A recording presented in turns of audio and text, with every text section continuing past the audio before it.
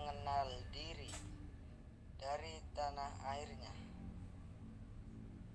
sebagai satu kesatuan yang utuh, menyeluruh dengan mengutamakan persatuan dan kesatuan wilayah dalam penyelenggaraan kehidupan bermasyarakat, berbangsa, dan bernegara. Wawasan kebangsaan atau wawasan nasional Indonesia merupakan sebuah pedoman yang masih bersifat filosofia normatif sebagai perwujudan dari rasa dan semangat kebangsaan yang melahirkan bangsa Indonesia. Wawasan kebangsaan atau wawasan nasional Indonesia harus senantiasa dapat menyesuaikan diri dengan perkembangan dan berbagai bentuk implementasinya. 1. Implementasi wawasan Nusantara dalam kehidupan nasional. Penerapan wawasan Nusantara harus tercermin pada pola pikir, pola sikap, dan pola tindak yang senantiasa mendahulukan kepentingan negara. 2. Implementasi wawasan Nusantara dalam kehidupan ekonomi.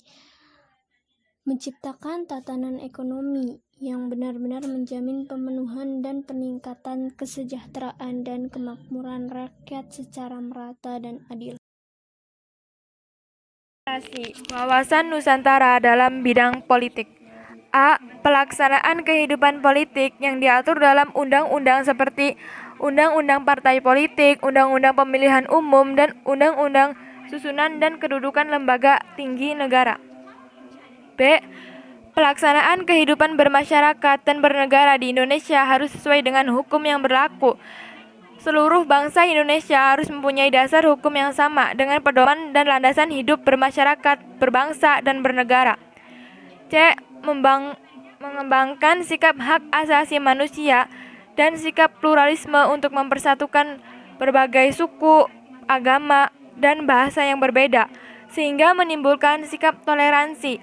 D. Memperkuat komitmen politik terhadap partai politik dan lembaga pemerintahan untuk meningkatkan semangat kebangsaan dan kesatuan. E. Meningkatkan peran Indonesia dalam kancah internasional dan memperkuat korps diplomatik sebagai upaya penjagaan wilayah Indonesia, terutama pulau-pulau terluar dan pulau kosong. Yang keempat, implementasi wawasan Nusantara dalam kehidupan sosial.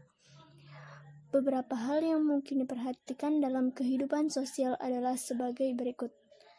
Yang pertama, mengembangkan kehidupan bangsa yang serasi antara masyarakat yang berada dari segi budaya, status sosial maupun daerah.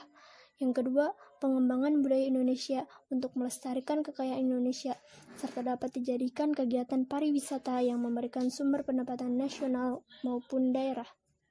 Yang kelima, implementasi wawasan Nusantara dalam kehidupan sosial budaya, menciptakan sikap batiniah dan lahiriah yang mengakui, menerima, dan menghormati segala bentuk perbedaan sebagai kenyataan yang hidup di sekitarnya dan merupakan karunia Sang Pencipta. Implementasi wawasan Nusantara dalam pertahanan dan keamanan. Hal yang perlu diperhatikan dalam kehidupan pertahanan dan keamanan. Pembangunan pertahanan dan keamanan harus memberikan kesempatan kepada setiap warga negara untuk berperan aktif, karena hal itu merupakan kewajiban setiap warga negara, seperti memelihara lingkungan tempat tinggal, meningkatkan disiplin, melaporkan hal-hal yang mengganggu keamanan kepada aparat, dan belajar kemiliteran. Kedua, membangun rasa persatuan sehingga ancaman suatu daerah atau pula juga menjadi ancaman bagi daerah lain.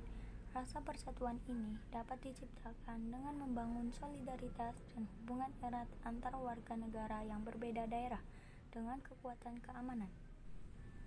3.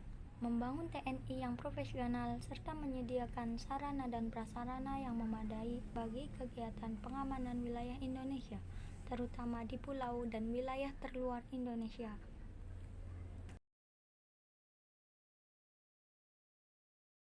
Pengaruh positif demi keberlangsungan hidup bangsa Indonesia yaitu ada 9. Di antaranya, pertama, memiliki kesadaran untuk membela bangsa dan negara yang dilandasi cinta tanah air. Yang kedua, mempunyai budi pekerti luhur dalam bermasyarakat, berbangsa, dan bernegara. Yang ketiga, mendukung persatuan bangsa. Yang keempat, mendukung upaya untuk mewujudkan keadilan sosial dalam masyarakat. Yang kelima, memiliki kemampuan berpikir, bersikap nasional, dinamis, dan berpandangan luas. Yang keenam, berkemanusiaan yang adil dan beradab. Yang ketujuh, memelihara dan memperbaiki demokrasi. Disusul yang kedelapan, menjunjung tinggi hukum dan pemerintah. Dan yang terakhir, menjaga kebersihan dan kesehatan di lingkungan sekitar.